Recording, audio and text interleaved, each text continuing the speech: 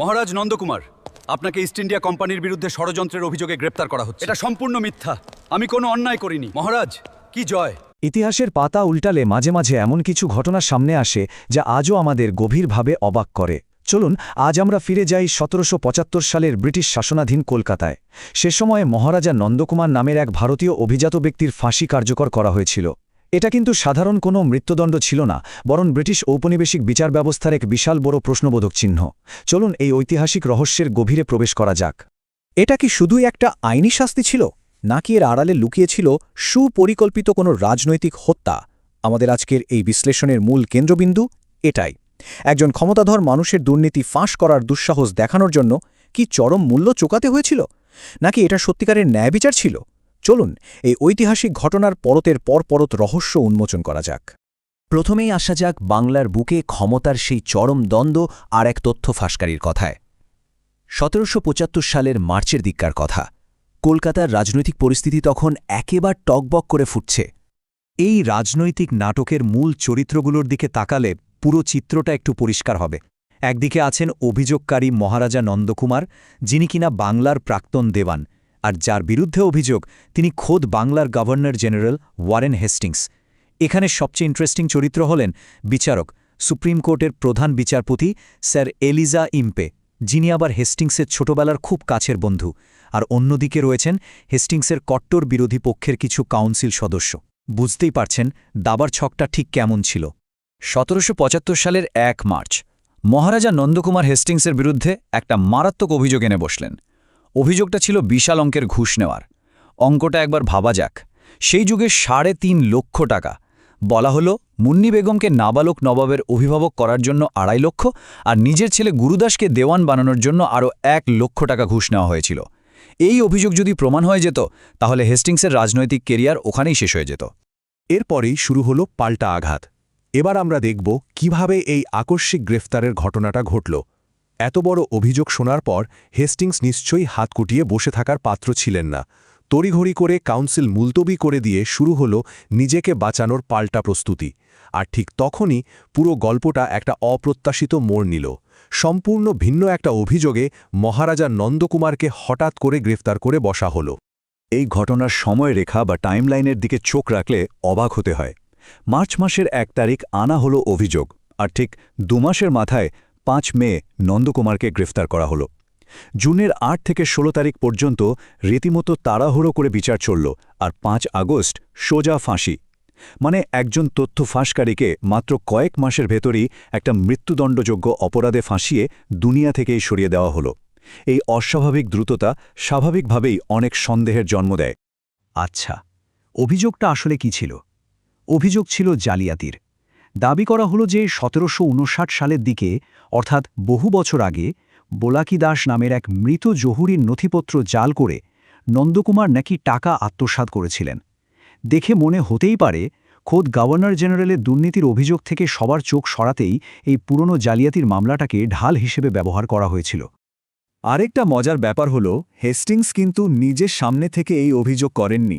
তিনি কাজটা করিয়েছিলেন প্রক্সি দিয়ে। যারা অভিযোগকারী ছিলেন তাদের প্রোফাইল দেখলে বিষয়টা আরও পরিষ্কার হবে। একজন হলেন মোহনপ্রসাদ, যিনি ওই বোলাকি দাসের ভাইপো। তার কাজই ছিল অন্যের ঋণ কিনে মামলা মোকদ্দমা করা। আর অন্যজন কামাল উদ্দিন খান, স্বয়ং কাউন্সিল সদস্যরাই যাকে কুখ্যাত চরিত্রের মানুষ বলতেন, আর যে কিনা নিজেই কোম্পানির টাকা আত্মসাৎ করেছিল। এমন সব সন্দেহজনক সাক্ষ্যের ওপর ভিত্তি করেই বিচার শুরু হয়ে গেল। এবার আমরা দেখব সেই প্রহসনমূলক বিচার প্রক্রিয়ার দিকটা, যেখানে আইনকে ব্যবহার করা হয়েছিল একটা মারণাস্ত্র হিসেবে। কলকাতার নবগঠিত সুপ্রিম কোর্টে যা ঘটেছিল তাকে আসলে ন্যায় বিচারের নামে একটা সাজানো নাটক বলাই ভালো। ব্রিটিশ আইন আর ভারতীয় রীতিনীতির তুলনা করলে মূল ফাঁদটা ধরা পড়ে। ইংল্যান্ডের রাজা তৃতীয় জর্জের আইনে জালিয়াতি ছিল অত্যন্ত গুরুতর অপরাধ, যার শাস্তি একেবারে মৃত্যুদণ্ড। কিন্তু ভারতের নিজস্ব কোনো আইনে জালিয়াতির জন্য ফাঁসির কোনো বিধান আগে কখনোই ছিল না। অথচ ঔপনিবেশিক ক্ষমতা খাটিয়ে অত্যন্ত চতুরতার সাথে এই কঠোর ব্রিটিশ আইনটাকে ভারতের মাটিতে প্রয়োগ করা হলো, তাও আবার শুধুমাত্র নন্দকুমারের ক্ষেত্রে। বিচার চলার সময় কাঠগড়ায় যা হচ্ছিল তা একরকম হাস্যকর বললেও ভুল হয় না।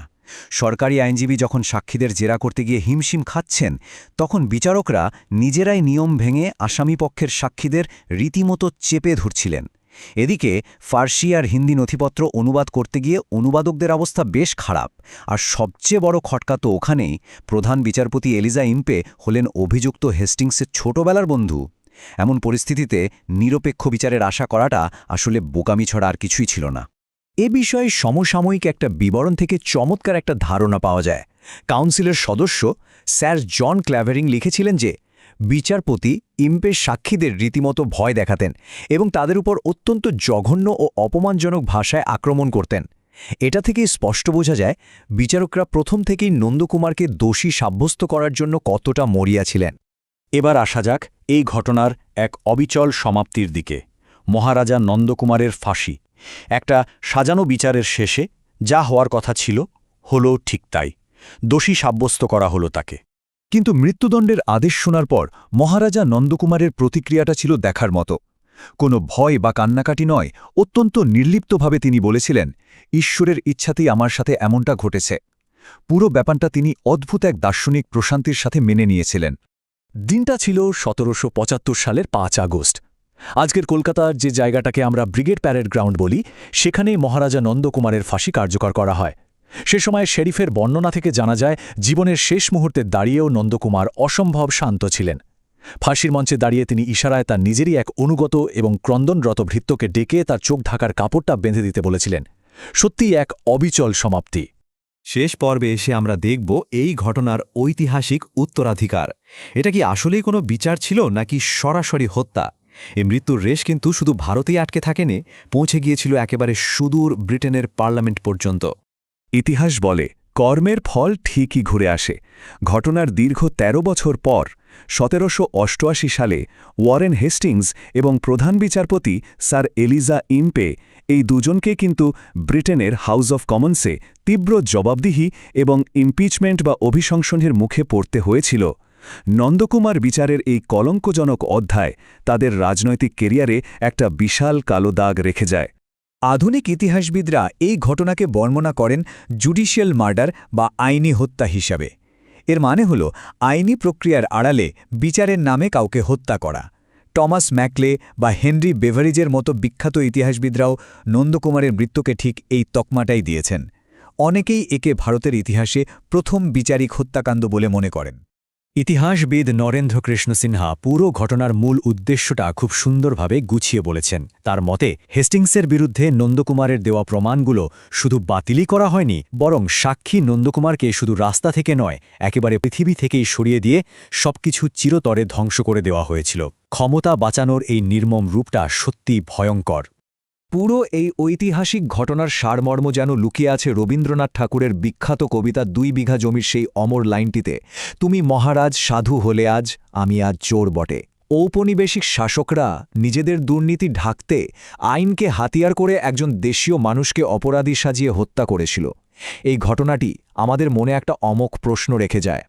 এই আখ্যানে আসলে সত্যিকারের অপরাধী কে ছিল? সেই ক্ষমতাধর দুর্নীতিগ্রস্ত শাসকেরা, নাকি দুর্নীতির বিরুদ্ধে রুখে দাঁড়ানো একজন দেশীয় মহারাজা? এই প্রশ্নটার উত্তর খোঁজার ভার আমাদের সবার। আজ এই পর্যন্তই।